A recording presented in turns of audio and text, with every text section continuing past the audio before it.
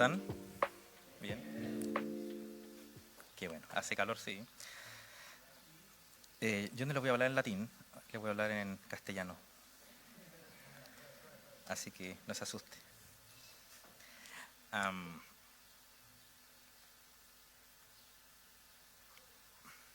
ver.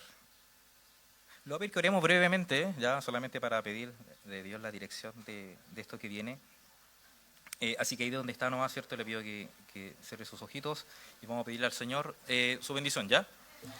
Listo. Padre, en el nombre de Jesús estamos hoy ante tu presencia, reunidos por tu gracia, reunidos aquí, Señor, porque a ti se te plació. Dios, hay una razón por la que nosotros podemos invocar tu nombre, motivo por el cual nosotros hoy podemos cantarte a ti en alabanzas, es porque un buen día, Dios, tú tuviste misericordia de nosotros y tu Hijo dispuso su vida en esa cruz por nosotros. Si hay una razón por la que estamos aquí reunidos, Señor, es porque tú nos llamaste con llamamiento eficaz, porque tu Espíritu Santo irrumpió en nuestras vidas y transformó nuestros corazones, a fin de que pudiéramos entender el Evangelio y lo abrazamos con fe. Y aquí estamos, Señor, reconociendo, por tanto, que toda la gloria es tuya, que solo en ti, Señor, hay salvación. Padre, te pido que bendigas a mis hermanos, que tu Espíritu Santo abra nuestro entendimiento para poder comprender también estas materias, a veces difíciles, pero también muy necesarias, porque dicen relación con tu obra y dicen relación con cómo es que tú, Señor, finalmente nos has hecho posible la justificación. ¿Qué es lo que ha movido tu corazón para justificarnos? De eso hablaremos hoy, Señor, y te pido que tú nos ayudes a comprender estas cosas. Y no solamente que las comprendamos, sino que nos alegremos en ese entendimiento. Porque todas las cosas, Señor, nos llevan finalmente a la admiración de tu obra y la de tu Hijo Jesucristo. A ti sea la gloria y a nosotros tu gracia. En el nombre de Jesús. Amén. ¿Estaba sin micrófono? Ahora recién me parece que tengo un retorno. Bueno, pero usted me escuchó cuando oré, ¿cierto? Bien. Voy a leer un texto bíblico, esto es Romanos 3:24, es una porción de Romanos 3:24 según la versión textual, dice, siendo justificados por su gracia, sin merecimiento alguno, mediante la redención que tienen en Jesús el Mesías. Siendo justificados por su gracia, sin merecimiento alguno, mediante la redención que tienen en Jesús el Mesías. Bien, es importante que pongamos todo en contexto antes de entrar en materia. Siempre me gusta poner las cosas en contexto para que entendamos de qué estamos hablando y por qué estamos hablando de esto, ¿ya? Las solas, como a menudo se las llama a estos cinco enunciados ya bien conocidos por todos nosotros, si bien no existieron juntas, como una formulación sistematizada de la doctrina reformada tocante a la justificación, sino hasta recién entrado el siglo XX, aparecen, sin embargo, en variados escritos desde el siglo XVI en adelante, como un resumen de la fe común evangélica o protestante en respuesta a las ideas del catolicismo romano tocante a la doctrina de la justificación, la fe y las obras meritorias. Por lo tanto, deben entenderse las solas precisamente dentro de ese marco temático. Y es en ese contexto entonces, de la doctrina de la justificación por la fe, en que las solas cobran su significado y valor en tanto formulaciones y o proposiciones teológicas. Todas y cada una de las 5 solas, a saber, sola escritura, solo fe, solo Cristo, solo gracia, ¿cierto? Solo a Dios la gloria, da lo mismo el orden, dice en relación con el artículo de la justificación, tal como fue defendida esta doctrina por los primeros reformadores, frente a la posición y oposición del magisterio romano. Por lo tanto, y ya empezando a entrar en materia, La sola que nos ocupa ahora debe, pues, comprenderse entonces a partir de la disputa teológica surgida en el marco de los primeros años de la Reforma Protestante y como un artículo más dentro de la doctrina de la justificación. Dicho todo eso, entonces vamos ya a nuestro tema, al que por lo demás he titulado Sola Gracia y la fuente de la justificación. Ahí sí, me estaban ardiendo los ojos ya. Bien,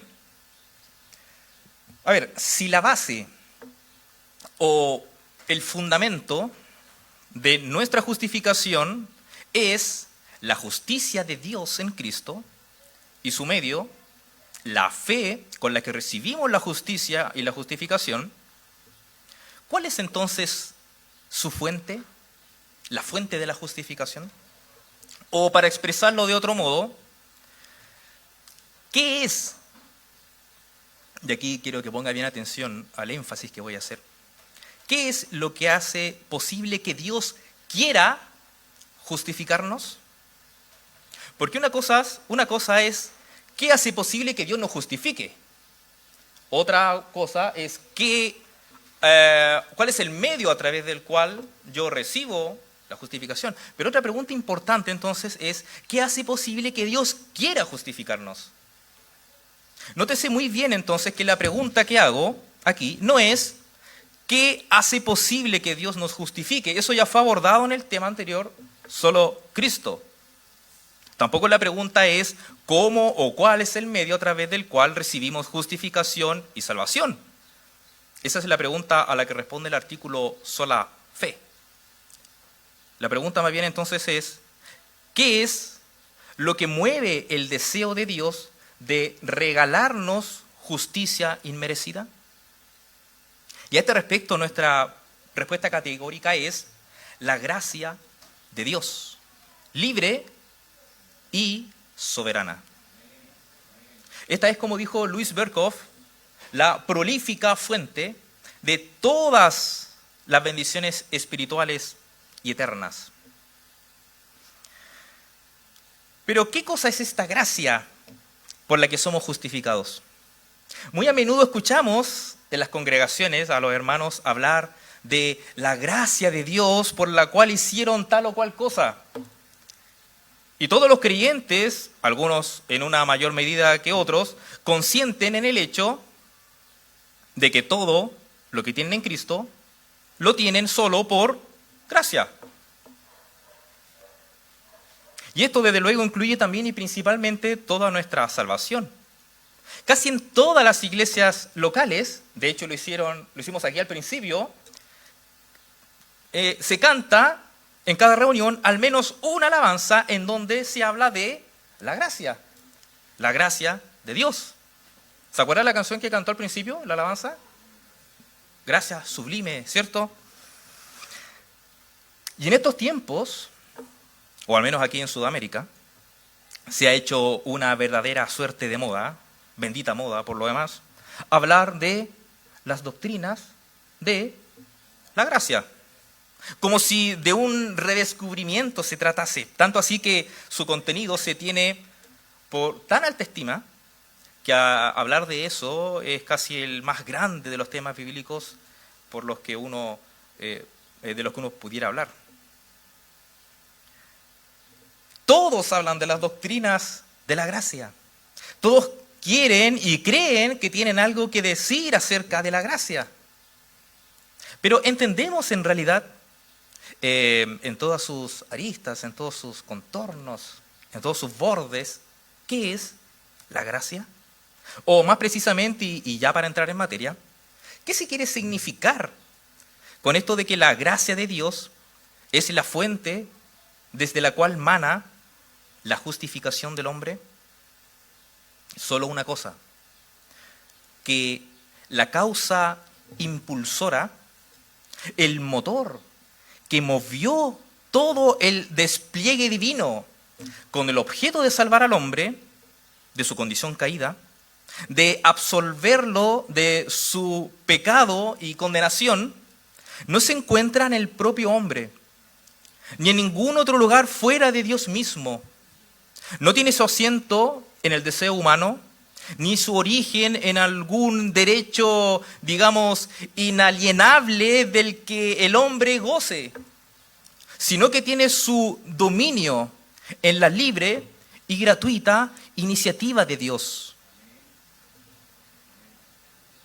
Como dijo Arthur Pink, la primera causa impulsora que inclinó a Dios a mostrar misericordia a su pueblo en su condición arruinada y perdida fue su propia maravillosa gracia, no pedida, no influida e inmerecida por nosotros.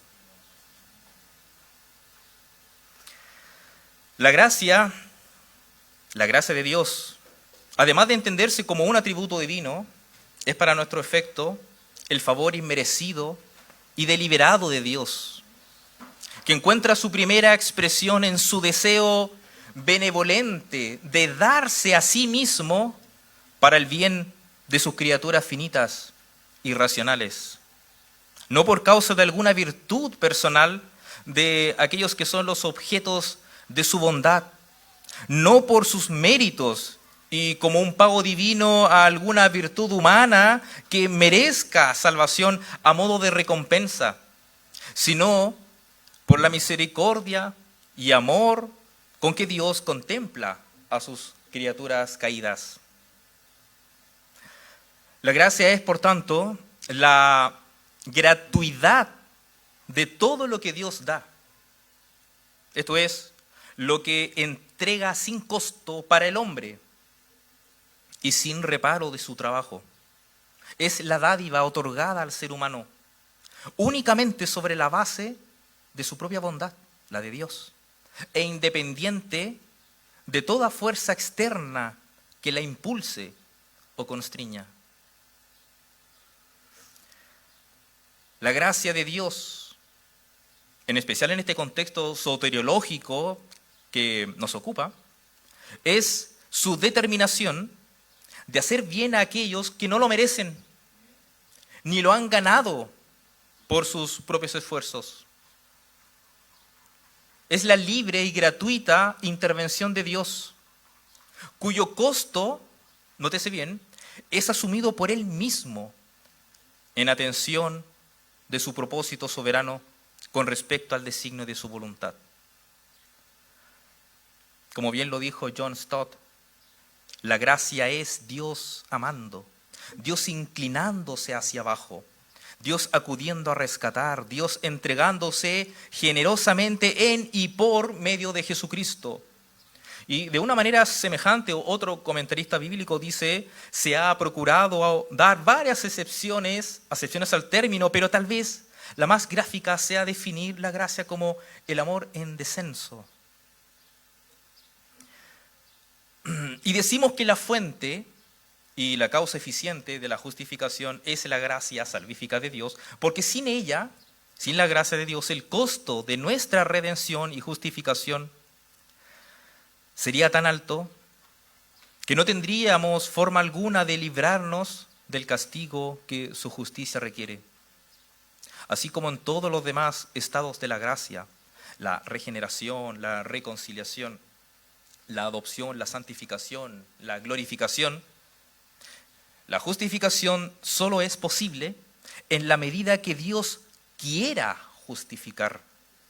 Es decir, no como una respuesta a alguna labor humana o como el resultado bien ganado de alguna obra de justicia de parte del hombre, sino solo porque Él quiso hacerlo y dispuso todos los medios necesarios para llevarlo a cabo.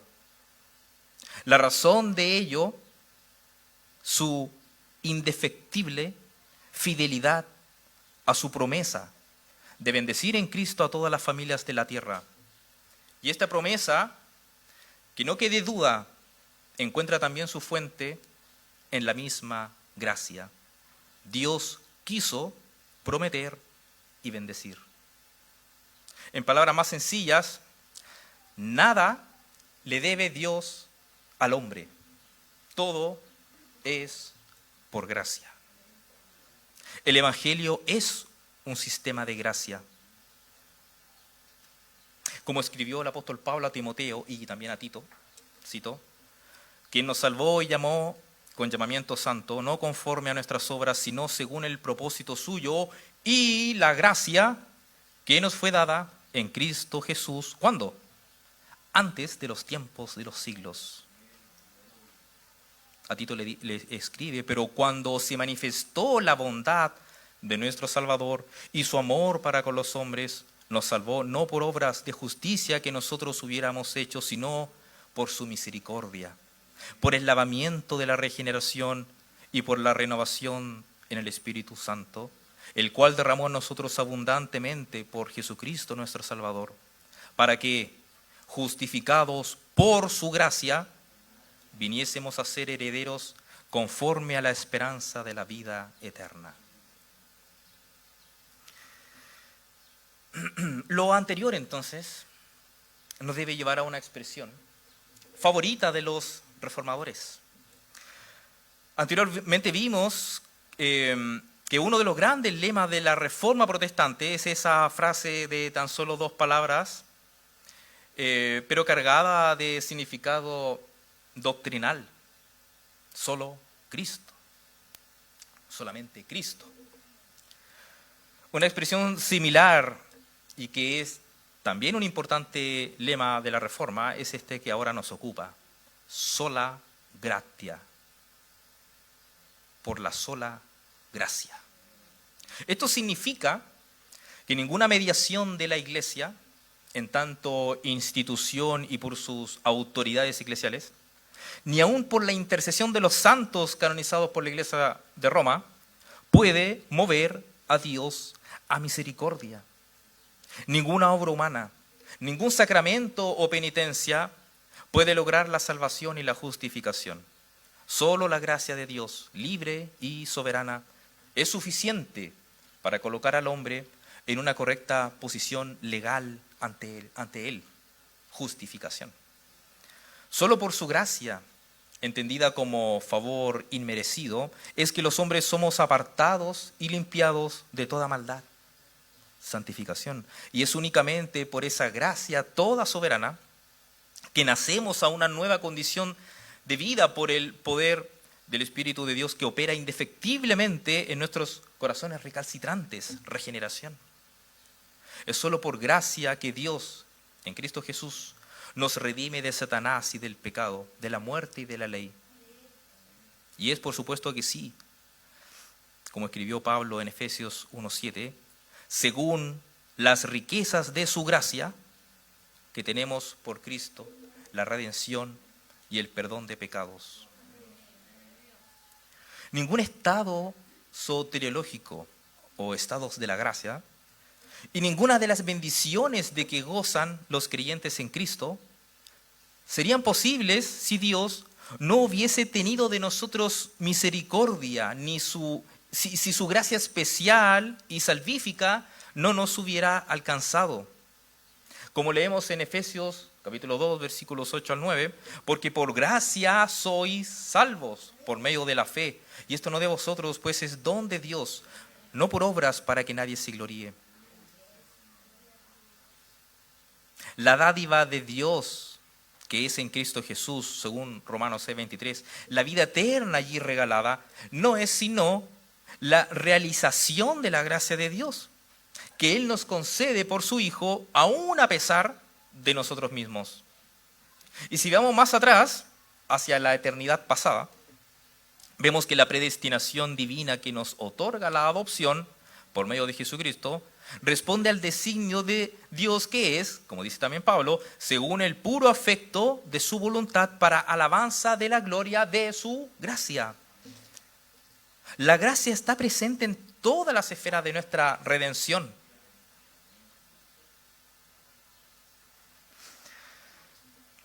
Pensemos por un momento en todo esto, cuando David, el rey David, escribe los siguientes versos, los voy a leer. Cuando veo tus cielos, obra de tus dedos, la luna y las estrellas que tú formaste, digo, ¿qué es el hombre para que tengas de él memoria y el hijo del hombre para que lo visites? Le has hecho poco menor que los ángeles y lo coronaste de gloria y de honra. le hiciste señorear sobre las obras de tus manos. Todo lo pusiste debajo de sus pies, ovejas y bueyes, todo ello. Y asimismo las bestias del campo, las aves de los cielos y los peces del mar, todo cuanto pasa por los senderos del mar. Oh Jehová, Señor nuestro, cuán grande es tu nombre en toda la tierra. Cuando David dice eso, no está solamente asombrándose de la grandeza de Dios por la obra de sus manos. David en realidad está fascinado por el hecho de que este Dios poderoso y creador de todo lo que existe, incluso los fabulosos astros centellantes, como dice en el versículo 3, ha tenido a bien mirar a los hombres con especial cuidado, afecto y consideración. Ha sido condescendiente con nosotros en su trato providencial y nos ha hecho objeto de sus favores inmerecidos. Y aún además de eso, dio al hombre el dominio sobre las obras de sus manos. Y es entonces que el salmista pregunta en tono de evidente asombro, ¿quién es el hombre para que tengas de él memoria? O como dice la versión NBI, ¿qué es el hombre para que en él pienses? ¿Qué es el hombre para que lo tomes en cuenta? O para que lo consideres. En donde el paralelismo, como se lee en la Reina Valera, hombre, hijo de hombre, ¿sí?, solo viene a reiterar la misma idea central, que Dios ha tenido a bien mirarnos y tenernos por especial objeto de su gracia. Y no nos quede la menor duda que si en una palabra debe haber pensado David cuando contempla la grandeza de Dios en toda su creación y luego recordar lo insignificante que es el hombre en tanto criatura finita, dependiente, limitada, quizás estas palabras deben haber sido algo lo más cercano a esto: gracia inmerecida, bendita gracia, nada más. Ahora bien, si esto lo extrapolamos a nuestra humana condición caída, y luego miramos al Señor de la Gloria colgado en el madero de esa cruz, cargando nuestros pecados y sufriendo el castigo de nuestra paz, luego similar asombro debiera sobrecogernos y una sola pregunta a nosotros hacernos: ¿qué es el hombre para que en él pienses? ¿Qué es el ser humano para que lo tomes en cuenta? Y la única respuesta esperada, que nos viene desde el cielo por revelación, que recorre toda la historia humana, aún desde la eternidad pasada, es: todo ello es por la gloria de Dios, libre y soberana gracia. Una medida de la gracia la da la profundidad del pecado. Si quisiéramos medir la gracia, haría falta medir el pecado. Pero la gran medida de la gracia se advierte en lo que Dios da. ¿Y qué es, pues, lo que Dios da? Dios ha dado a su propio Hijo. Y en este don, en esta dación, en este hecho de dar, Dios ha incluido todo, toda bendición. El que aún a su propio Hijo no escatimó, ¿cómo no nos dará también con Él todas las cosas? La gracia se aprecia supremamente en la manera en que Dios dio a su Hijo. La verdadera grandeza de la gracia de Dios solo puede verse, ¿sabe dónde? En la cruz. Sin duda, los padecimientos de la muerte de Jesús tienen en Dios un propósito de gracia claro, según Hebreos 2:9, donde leemos: para que por la gracia de Dios gustase la muerte por todos. Y cuando digo que una medida de la gracia la da la profundidad del pecado, lo que quiero con ello significar es que cuando contemplamos nuestra humanidad desde la óptica bíblica de nuestra condición caída, lo que vemos es nuestra absoluta perdición y desgracia. El ser humano en su condición caída, o como le llama Pablo, el hombre natural, se encuentra tan alejado de Dios que no solo no es capaz de entender las cosas espirituales de Dios ni de discernirlas, en su corazón recalcitrante alberga un rechazo generalizado a Dios. Es hostil a Él, ya que su espíritu y corazón están corrompidos hasta la médula. Como dijo Pablo citando al salmista, no hay justo, ni aun uno, no hay quien entienda, no hay quien busque a Dios. Todos se desviaron, a una se hicieron inútiles. No hay quien haga lo bueno, no hay ni siquiera uno. Sepulcro abierto su garganta, con su lengua engañan. Veneno de áspides hay debajo de sus labios. Su boca está llena de maldición y de amargura. Sus pies se apresuran para derramar sangre. Quebranto y desventura hay en sus caminos, y no conocieron camino de paz. No hay temor de Dios delante de sus ojos. Y a los corintios Pablo les dice, pero el hombre natural no percibe las cosas que son del Espíritu de Dios, porque para él son locura, y no las puede entender, porque se han de discernir espiritualmente. Y cuando el apóstol Pablo afirmó por las Escrituras entonces que no hay justo ni aun uno, no hay quien entienda, no hay quien busque a Dios, todos se desviaron, aún se hicieron inútiles, no hay quien haga lo bueno, no hay ni siquiera uno, no estaba simplemente exagerando como para enfatizar una idea. Tampoco tenía solamente algunas personas en mente. Pablo en realidad estaba completamente convencido de que el hombre no regenerado, tanto el judío como el gentil, está absoluta y radicalmente corrupto, de modo tal que no es verdaderamente capaz de realizar ningún bien espiritual. No es en lo absoluto libre para buscar a Dios y agradarle.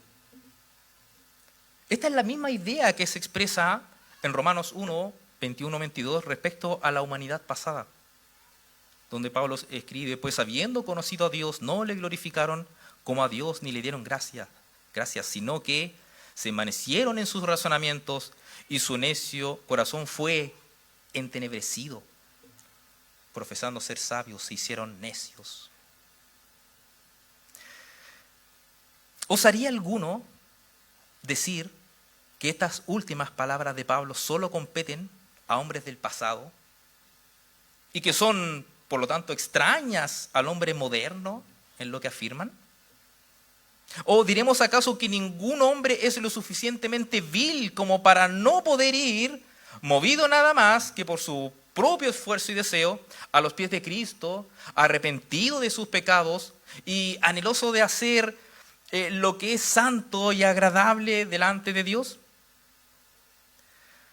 ¿Sabe? Debemos aceptar el hecho incómodo y desagradable de que en lo que se refiere a la naturaleza espiritual del hombre, esta no es moralmente neutra, sino positivamente pecaminosa. Todas las áreas de su ser, mente, espíritu, voluntad, corazón, están afectadas por el pecado que mora hasta lo más hondo de su carne.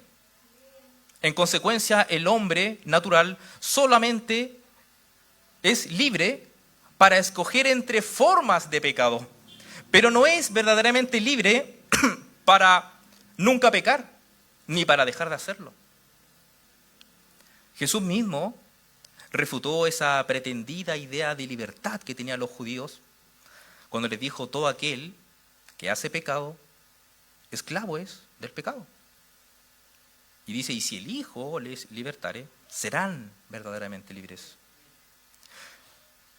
Y Pablo define la condición anterior de los creyentes, antes de la conversión a Cristo, del siguiente modo: porque también nosotros éramos en otro tiempo insensatos, rebeldes, extraviados, esclavos de concupiscencia y deleites diversos, viviendo en malicia y envidia, aborrecibles y aborreciéndonos unos a otros. Era un bonito currículum que tenían los cristianos antes de serlo. Entendida, pues, nuestra condición natural de pecado y corrupción, la gracia de Dios surge como esa luz que alumbra desde lo alto nuestra oscuridad, para mostrarnos que no está todo perdido y que hay esperanzas para el hombre que se aferra por la fe al Cristo de Dios, a quien el Padre envió en rescate y para que, como ya leímos, gustase la muerte por todos nosotros, a fin de que en Él y por medio de Él alcanzáramos perdón y justificación. En Él y por medio de Él. En Él no quiere decir al lado de. No es por estar al lado de Cristo que somos justificados. No es por estar siquiera muy al lado de Cristo que somos justificados. Somos justificados por estar en Él, unidos a Él, muertos en Él.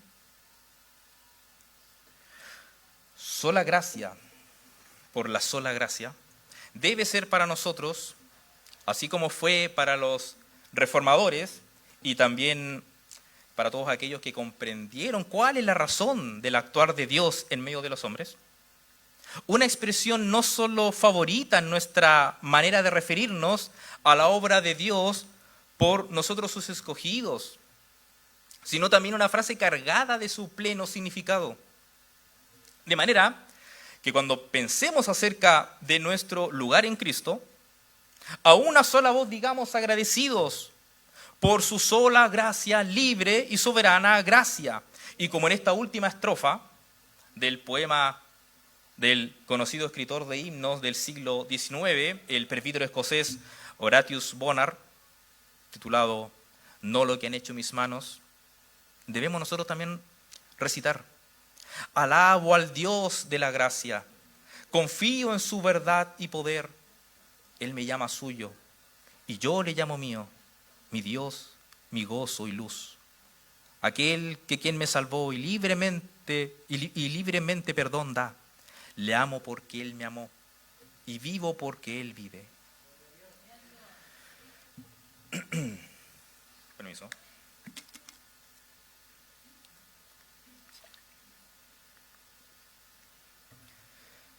Quiero que hagamos un breve recorrido en torno a la gracia de Dios en la historia de la redención. Desde los albores de la historia del hombre, la gracia de Dios ha estado presente en cada aspecto y faceta de nuestra existencia. Y ha sido la razón por la que Dios, en virtud de su propósito, misericordia y benevolencia para con sus criaturas racionales, ha tenido a bien bendecirnos.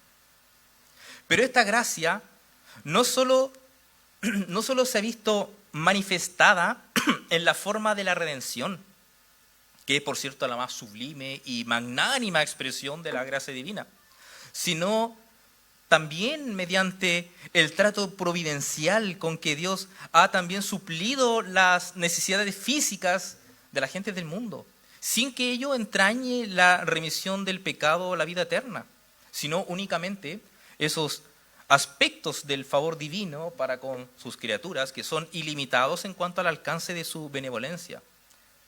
Es decir, no distingue entre creyentes e incrédulos, pero que son limitados en cuanto a que solo comprenden las cosas terrenas. Incorpora los dones y bendiciones que no forman parte de la salvación.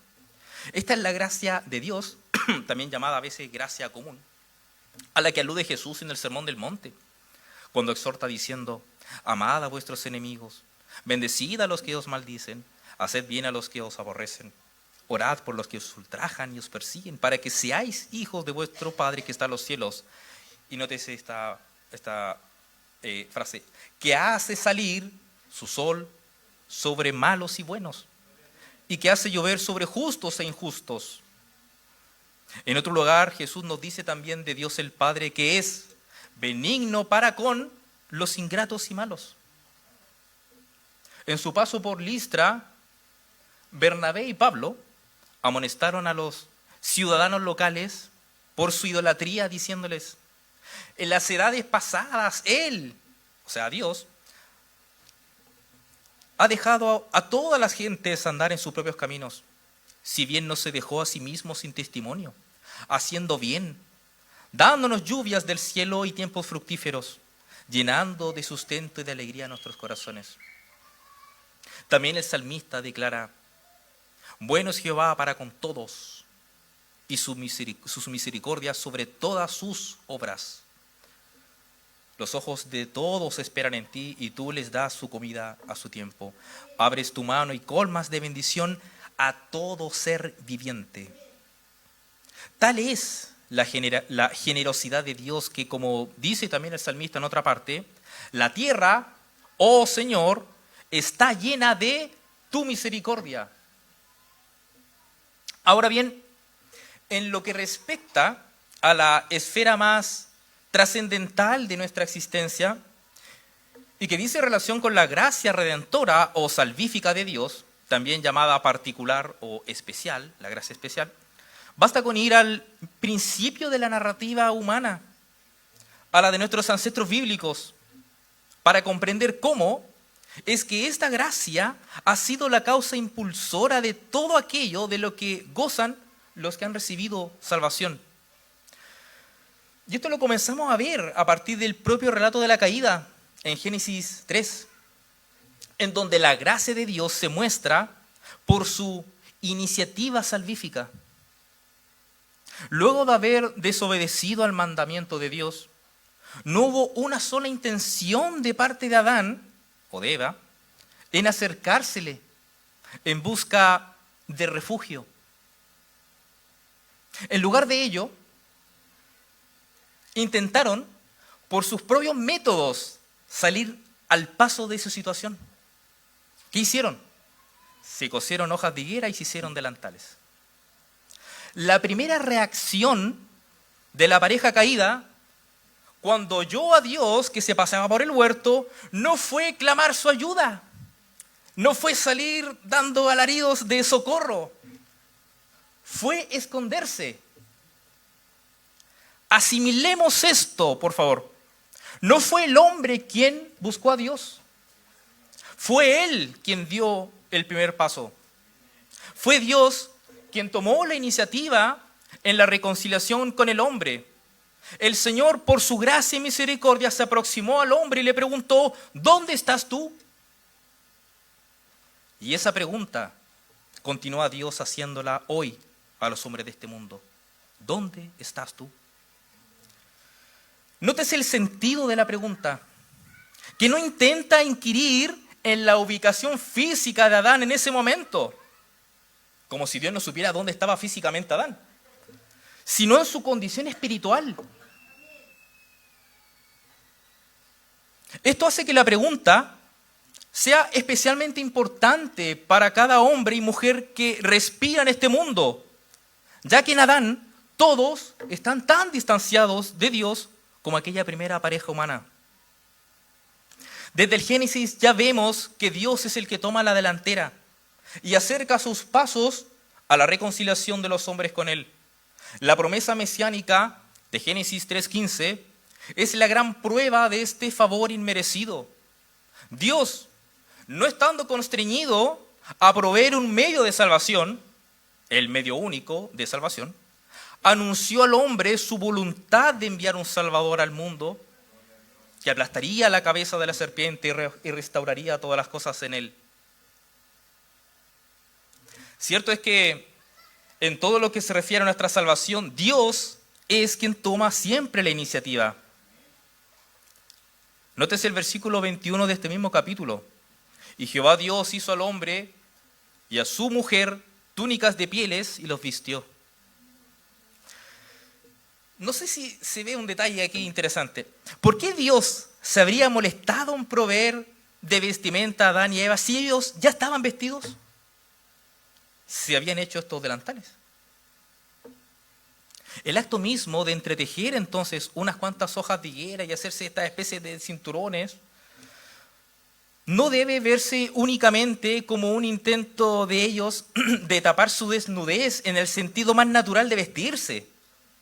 Debe entenderse también como una tentativa desesperada, como un intento humano de ocultar su pecado de los ojos de Dios, como una manera de reparar el daño o de eliminar la culpa, por así decirlo. La vergüenza y el remordimiento tienen que haberles hecho ver una barrera entre ellos mismos y principalmente entre ellos y Dios. De hecho, no hay lugar a dudas de que fue la primera vez en sus vidas que experimentaron la separatidad, como utilizando el concepto de Erich Fromm, o el estado de separación. Por lo que sumado ahora a la desnudez física, se añadía ahora esta suerte de desnudez espiritual, de brusca separación. Ellos ahora habían experimentado y estaban experimentando un abismo infranqueable entre ellos y Dios. Es por esa razón que se cubrieron. Esto bastará para calmar nuestras conciencias cargadas de culpa, deben haber pensado. Ellos sabían que algo no iba bien. Eran conscientes de su pecado de desobediencia. Sintieron la culpa por eso y no vacilaron en reaccionar, aunque equivocadamente. No obstante, por la misma insuficiencia de esa acción, aquello no pudo reparar el vacío y la tremenda distancia que ahora experimentaban. Por eso es que cuando oyeron la voz de Dios que se paseaba por el huerto, se escondieron. Ciertamente ningún esfuerzo humano es suficiente para eliminar el pecado del hombre. Ningún arrojo humano puede cubrir la iniquidad de la vista de Dios. Por ello es que aquí es Dios quien toma la iniciativa y los viste. Una acción de abundante gracia que muestra a Dios sosteniendo las riendas, asegurando la expiación del pecado. Dios les vistió con túnicas de pieles. Ellos supone que tuvo que ser sacrificado un animal para ese fin. Pero Dios hizo esto, como decimos, ex profeso, es decir, con una intención clara y precisa, destinada a servir como una señal de algo más grande, pero que permanecería como un misterio para ser revelado cuando se cumpliera el tiempo de la redención por medio de Jesús. Esta operación divina, que muchas veces pasa tan inadvertida para cuando algunos leen estos pasajes, es sin duda un destello de luz, quizás un destello tenue o sutil, pero que con toda seguridad marcará el principio de lo que en un futuro vendría por medio de Jesús a convertirse en una luz de impresionante revelación. Lo que hizo Dios entonces al vestirles fue anunciar que Él traería la salvación, que solo Él tenía el modo de cubrir el pecado del hombre. Dice John Stott en su comentario a la epístola a los romanos, voy a leer esta cita interesante. John Stott dice: fundamental para el evangelio de la salvación es la verdad de que la iniciativa salvadora pertenece a Dios el Padre de principio a fin. Ninguna formulación del evangelio es bíblica si anula la iniciativa de Dios y la atribuye ya sea a nosotros mismos o incluso a Cristo. Por cierto que nosotros no tomamos la iniciativa porque éramos pecadores, culpables, impotentes, estábamos condenados y carecíamos de esperanza. La iniciativa tampoco fue de Jesucristo en el sentido de que Él hubiese hecho algo que el Padre no quería hacer. Por cierto que Cristo vino en forma voluntaria y se entregó libremente. Con todo, lo hizo en sumisa respuesta a la iniciativa del Padre. Aquí me tienes, he venido, oh Dios, a hacer tu voluntad. De modo que el primer paso fue dado por Dios el Padre, y nuestra justificación es por su gracia gratuitamente. ¿Sabe? No existe razón alguna para que el hombre piense en su salvación como si de un acto de mera ayuda se tratase, o como si Dios es el que salva únicamente porque el hombre no puede hacerlo por sí mismo. Aunque es cierto que el hombre no puede salvarse por su propia cuenta, la razón de que Dios le salve va más allá de la propia incapacidad inherente del hombre por hacerlo. No es que Dios salva al hombre solo porque el hombre no puede. Dios salva porque se le place salvar nomás. Y allí la esencia misma de la gracia. Y le place salvar no como un mero ayudador que va en rescate de quien pide socorro, sino como el Dios misericordioso que es, que teniendo el poder y el derecho de juzgar con justicia al hombre, prefirió apiadarse de él y condenar a su hijo, en su hijo el pecado. La escena del hombre que está accidentalmente atrapado, como una simple víctima de las circunstancias, y que pide ayuda para que lo liberen, Está muy alejada de la perspectiva bíblica. La Biblia, muy por el contrario de esa imagen que algunos se hacen, nos muestra al hombre natural como un verdadero enemigo de Dios, que se goza en su pecado y se deleita en su concupiscencia, que ama la iniquidad y aborrece a Dios. En consecuencia con esto, no debiera ser difícil para nosotros, los que hemos sido llamados al encuentro espiritual con Cristo, reconocer que es solo por la gracia de Dios que hoy tenemos salvación, reconciliación y justificación. Debemos insistir en esto. En lo que respecta a nuestra reconciliación con el Padre, no existe tan solo un versículo en toda la Escritura que diga que Dios es quien debe reconciliarse con los hombres. Lo contrario es precisamente lo correcto. Es el hombre quien debe reconciliarse con Dios, ya que este es quien ha ofendido a Dios. Es este quien durante toda su existencia ha vivido en verdadera oposición a Él, a sus leyes, a su voluntad de precepto, abriendo una brecha personal que le mantiene distanciado y hostil a Dios. Pero es igualmente cierto e importante mencionar que con todo fue Dios, la parte ofendida, quien tomó la iniciativa en todo esto. Es de Dios de quien se dice que estaba en Cristo reconciliando consigo al mundo. Pablo no dice que Dios se reconcilió con el hombre, sino que Dios hizo algo con el objeto de que fuera el hombre quien se reconciliara con Dios. Y es que toda la obra de salvación es completamente de Dios, de principio a fin. Dios es quien, como ya hemos dicho, decidió llevar a cabo la salvación del hombre. Dios es quien desde antes de la fundación del mundo dispuso a su propio Hijo en sacrificio por todos nosotros.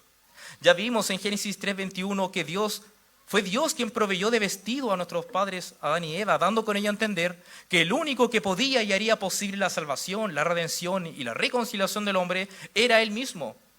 De manera análoga, Dios es quien ordenó al pueblo de Israel los sacrificios expiatorios estipulados en la ley de Moisés, instruyéndoles por este medio respecto de la manera correcta como ellos podían restaurar su relación de pacto con Dios cuando hallaran que habían pecado contra Él. La libre elección divina de Abraham, de Isaac, de Jacob, la revelación a Moisés desde la zarza ardiendo, luego en el Sinaí en la promulgación de la ley y los 10 mandamientos, la elección de Israel como su pueblo para llevar a cabo su pacto, la elección de David como rey de Israel, la misión de los profetas veterotestamentarios, la restauración de Israel después de la cautividad, la promesa de su Mesías davídico, todo ello es manifestación del favor, de la misericordia y de la buena voluntad de Dios para con su pueblo. Dios mismo es el autor de la redención del hombre.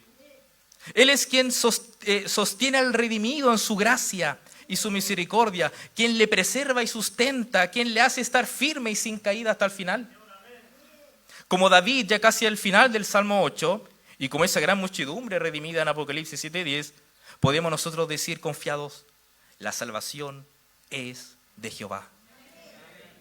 Y si la salvación es de Jehová, entonces no podemos estar más de acuerdo con Pablo cuando cierra el tema de los capítulos 9 al 11 de Romanos diciendo, porque de Él y por Él y para Él son todas las cosas. A Él sea la gloria por los siglos de los siglos. Amén.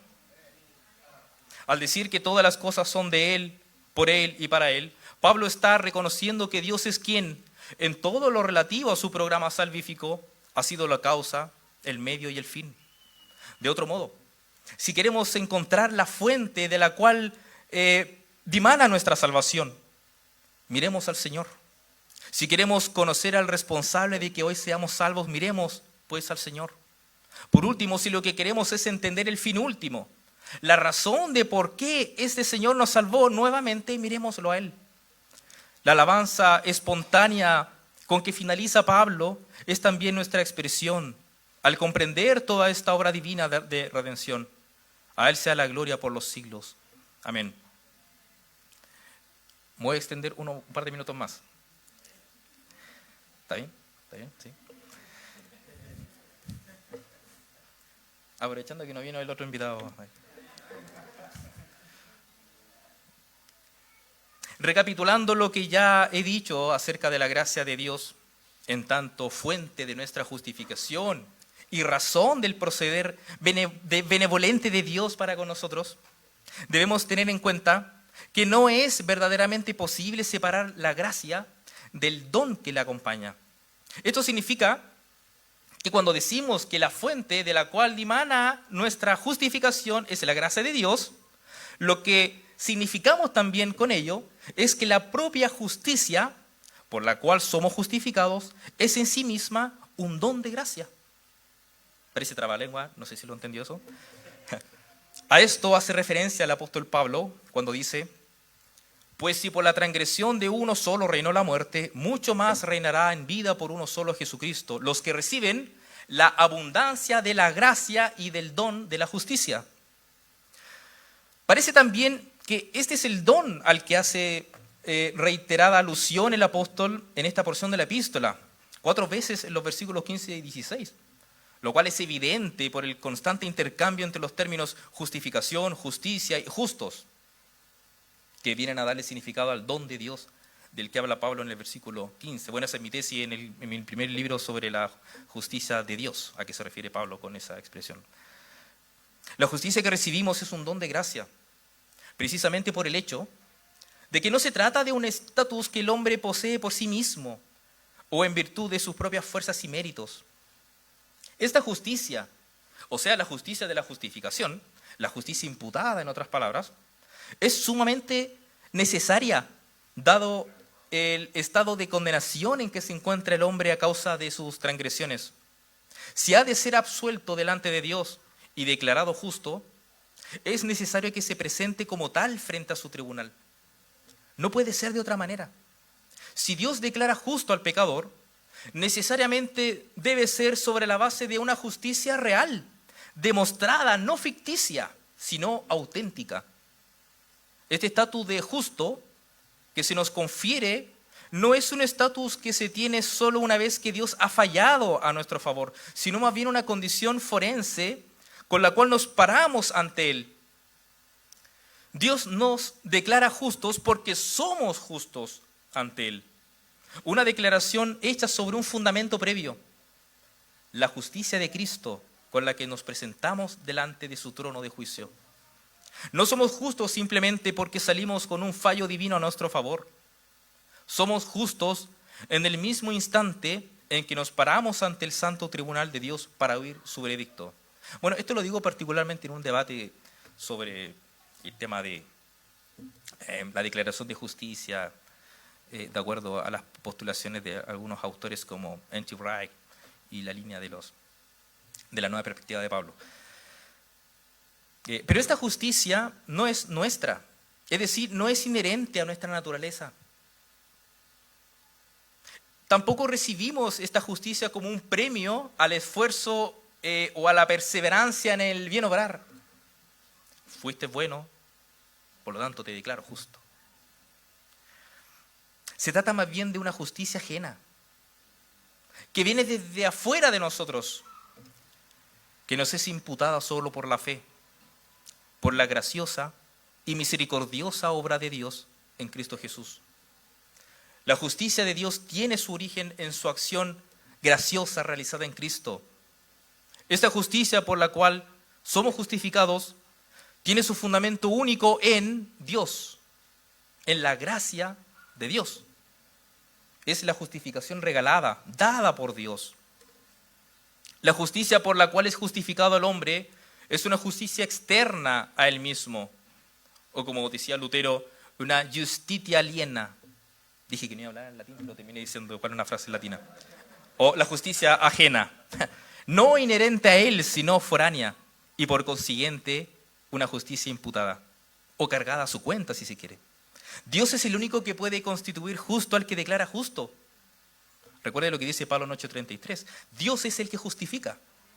En otras palabras, Dios puede poner al pecador creyente en una posición legal ante Él, concediéndole u otorgándole el don de la justicia, y de ese modo puede ahora declararlo justo. Que el estar justificado sea un estado de la gracia es evidente por las propias afirmaciones que hace Pablo en Romanos 5, 1, 2. Justificados pues por la fe tenemos paz para con Dios por medio de nuestro Señor Jesucristo, por quien también tenemos entrada por la fe a esta gracia en la cual estamos firmes. Esta gracia en la cual estamos firmes podría ser el caso del uso de la anáfora en alusión al acto de haber sido justificados, o bien al estado presente o actual de estar teniendo paz para con Dios. En cualquier caso, la gracia en la cual estamos firmes es la dádiva otorgada por Dios a los creyentes por medio de Jesús, y que comprende todas las bendiciones soteriológicas, incluidas la justificación y la reconciliación. Ahora bien, la paz que resulta de haber sido justificados es la paz respecto de la ira de Dios que ha de ser derramada en el juicio final sobre los incrédulos. Según leemos en el versículo 9, pues mucho más estando ya justificados en su sangre, por él seremos salvos de la ira. La paz para con Dios, en el versículo 1 entonces, es la antítesis de esa ira. Es la reconciliación del hombre con Dios en contraste con la condición anterior de enemigo de Dios. Para Pablo, el haber sido declarados justos tiene como consecuencia no solamente el que ya no hay condenación, sino tampoco motivos para estar enemistados con Dios. Ahora tenemos paz para con Él y firmeza en esta gracia que Jesús nos ha hecho posible por su redención. Por último, no puedo ni quiero cerrar esta presente exposición sin antes decir algo acerca del costo que la gracia especial y salvífica tuvo dentro del plan redentor de Dios. Aunque la gracia define la misma gratuidad de nuestra salvación, ¿significa eso que el costo de nuestra salvación no costó a Dios cosa alguna? Bien lo dijo Bonhoeffer en su magistral obra, que recomiendo encarecidamente que la lean, El precio de la gracia, cuando define qué es la gracia cara con respecto a la conducta del discípulo que sigue a Cristo. Y él añade, sobre todo la gracia es cara, porque ha costado cara a Dios, porque le ha costado la vida de su Hijo. Habéis sido adquiridos a gran precio. Y porque lo que ha costado caro a Dios no puede resultarnos barato a nosotros. De gran valor es esta gracia que nos rescató, ya que como dijo el apóstol Pedro, el pago de nuestra redención no fue con cosas perecederas como el oro o la plata, que aunque pudieran haber redimido a un hombre de la esclavitud en un sentido físico y social de la época, no pueden rescatar el alma de la condenación, ni de la esclavitud del pecado y la muerte. Sino, dice Pedro, con la sangre preciosa de Cristo, quien se dio a sí mismo como un cordero sin mancha y sin contaminación. En este caso, en la expresión, sino con la sangre preciosa de Cristo, allí el sustantivo precioso o preciosa, no significa bello, no significa bonito, como comúnmente se usa en el castellano, ni tampoco significa honroso, como se usa en Hebreos 13:4, o venerado, como se utiliza en Hechos 5:34, sino de inestimable valor, con la sangre preciosa, con la sangre de inestimable valor, costoso, valioso, como cuando se habla de las piedras preciosas en Apocalipsis 17:4. Para Pedro, la sangre de Cristo fue el alto precio de nuestra redención, razón por la cual el creyente, en respuesta a esta gracia, debe llevar una vida de apartamiento de las cosas mundanales y conducirse con temor en todo el tiempo de su peregrinación. Gran costo fue para Dios la encarnación. ¿Se ha puesto a pensar en eso?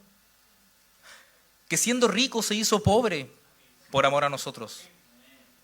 A esta acción divina Pablo la llama la gracia de nuestro Señor Jesucristo en 2 Corintios 8:9. Dice Pablo, porque ya conocéis la gracia de nuestro Señor Jesucristo, que por amor a vosotros se hizo pobre siendo rico, para que vosotros por su pobreza fueseis enriquecidos. Costosa encarnación la del Hijo de Dios, que le significó, nótelo bien, a la soberana deidad el despojo de sí mismo. Este Jesús, cuya gloria lo llena todo, se vació de su majestad y de la gloria de su trono, renunció a sus privilegios celestiales, como dijo Pablo, tomando forma de siervo, hecho semejante a los hombres, y estando en la condición de hombre, se humilló a sí mismo, haciéndose obediente hasta la muerte y muerte de cruz. Sin duda alguna, como dijo Bonhoeffer, la gracia cara es la encarnación de Dios. Pero esta gracia llama al seguimiento de Jesús. De ahí que también sea cara para nosotros. Dice Bonhoeffer en su libro, la gracia cara es el tesoro oculto en el campo por el que el hombre vende todo lo que tiene. Es la perla preciosa por la que el mercader entrega todos sus bienes. Es el reino de Cristo por el que el hombre se arranca el ojo que le escandaliza. Es la llamada de Jesucristo que hace que el discípulo abandone sus redes y le siga. Es cara porque llama al seguimiento. Es gracia porque llama al seguimiento de Jesucristo. Es cara porque le cuesta al hombre la vida. Es gracia porque le regala la vida. Es cara porque condena el pecado. Es gracia porque justifica al pecador. La gracia es cara porque obliga al hombre a someterse al yugo del seguimiento de Jesucristo. Pero es una gracia que Jesús diga, mi yugo es suave y ligera mi carga. La gracia cara es el reflejo de lo que vemos en la llamada de Jesús al joven rico, cuando le dice, si quieres ser perfecto, anda, vende lo que tienes y dalo a los pobres y tendrás tesoros en el cielo y ven y sígueme. En el versículo paralelo de Marcos, en algunos manuscritos se añade tomando tu cruz. La gracia cara es aquella que ofrece la vida eterna a cambio de la negación de uno mismo. Es el seguimiento que le significa al discípulo tomar su cruz cada día, como dice Lucas 9:23, e ir continuamente en pos de Cristo. Es estar dispuestos a perder la vida por causa de Jesús y del Evangelio. Es con la consecuente promesa de la salvación. La gracia cara es aquella que le dice al discípulo cristiano, el que ama a padre o a madre más que a mí no es digno de mí. El que ama a hijo o a hija más que a mí no es digno de mí. Es saber que los de su propia casa llegarán incluso a ser sus enemigos por causa del Evangelio.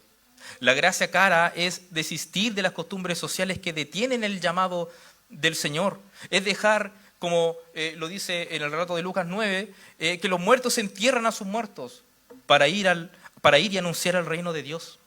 Es poner las manos en el arado sin mirar hacia atrás. Es desterrar el corazón de aquellas cosas que no permiten mirar hacia adelante, hacia el seguimiento de Cristo.